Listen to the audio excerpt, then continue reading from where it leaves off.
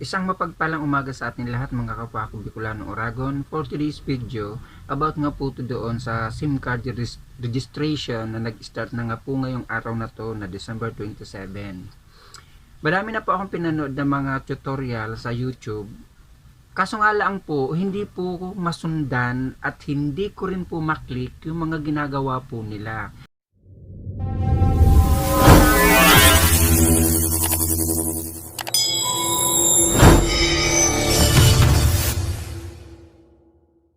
Kaya po ako gumawa ng video ngayon sa umagang ito na sana naman po pakiusap ko lang po sa mga medyo nakakaalam po talaga, kasi hindi naman po lahat talaga na may hawak ng cellphone or may hawak ng gadget talagang marunong na marunong. Like po sa akin, hindi naman po ako totally talaga pong marunong na marunong gumamit po talaga ng cellphone. Sana naman po pakiusap sa mga gumagawa ng tutorial about nga po sa SIM card registration. Sana naman po linawin nyo naman po para masundan po namin din ng mga katulad po namin na hindi masyadong maalam. Katulad po nito guys, may isang sinundan po akong YouTube tutorial at okay naman po, malinaw naman po yung kanyang pakagawa. Ang kaso nga lang po, pag sinundan ko po yung katulad ng kanyang ginagawa, sana naman po Globe, pakiusap naman po sa inyo, na sana naman po, pag once na i-clinic po namin yung link nyo, okay naman po, makakapasok po kami sa inyong link na ginawa, na ibinigay po, para po, makapagpa-register din po kami ng aming mga SIM card. Kasi, interesado po kami magpa-register, kasi gawa nga po, kailangan din po namin na i-register ang aming mga SIM card. Katulad po nito guys, tinap mo po yung new ano na ba yun? Tapos po guys, i-tinap nyo po yung new.globe.com.ph.simreg po ay ito po ang lumalabas po. Once pong clinic nyo po yung itinap nyo po yung ganun na kawan, ayan po ang lalabas. Once pong i-clinic nyo po yan, ganito na naman po ang lalabas niya, second step niya. Yan, ganito po. Once pong i-clinic nyo po naman to, ito po, i-clinic nyo po to na registered now, ganito naman po ang lalabas sa kanya. Ganyan. Ayan naman po ang lalabas sa kanya. Ang tanong po guys, saan na po ang susunod na step nito? Alin na po ang pipindutin yan sa mga yan? Kung postpaid o prepaid. Once pong i-clinic mo naman po yung prepaid, yung prepaid nga po guys, ito naman po ang lalabas sa kanya. Ayan. Once pong in-scroll mo yon, pag i-clinic mo naman po tong registered now, ganito na naman po ang lalabas sa kanya. Parang ibinalik na rin po niya rin sa dati. Ang tanong po guys, alin po talaga, paano po talaga magpa-registered? Kasi once pong katulad po yung sinusundan ko pong tutorial sa YouTube po, yung kanya po, ang dali-dali lang po, may lumalabas na interior 10-digit number. Once po, tinundan ko naman po yung tutorial niya po, hindi ko po masundan yun at hindi ko rin po makuha. Kasi ito nga po yung mga lumalabas.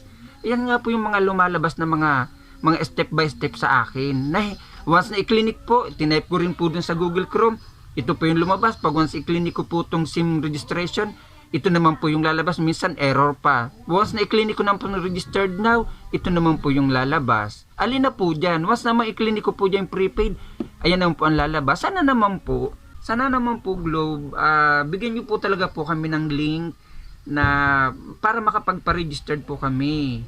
Once po ibinigay nyo po naman sa amin yung link, direkta po kami makakapasok doon. Hindi po yung katulad nito, kung saan po ako nadadala. Ganun. Kasi yung iba naman pong nag-tutorial, diretso po sa kanila na once tinype po nila yung new.globe.ph.simreg, diretso po sila agad, nandoon na po yung SIM card, yung interior 10-digit number, pakatapos yung sa verification, yung OTP, pakatapos po, ang dali-dali po nilang nagawa. Sana na ganun din po yung mangyayari po sa amin.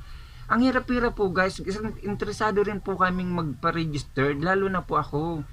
Interesado po ako magpa-register ng aking SIM card number. Kaya guys, sa mga marunong po dyan, na mga nag-tutorial, sana naman po pakiusap guys na linawan nyo naman po yung pag-tutorial nyo po talaga. Step by step po gawin nyo. Kung saan po yung pinipindot, ipakita nyo po kung saan pinipindot, kung alin yung second step na pipindutin, tapos alin yung third step na pipindutin, kung alin yung i-confirm, kung alin yung i-submit, ganun po, para masundan po namin o masundan ng katulad yung hindi masyadong marunong.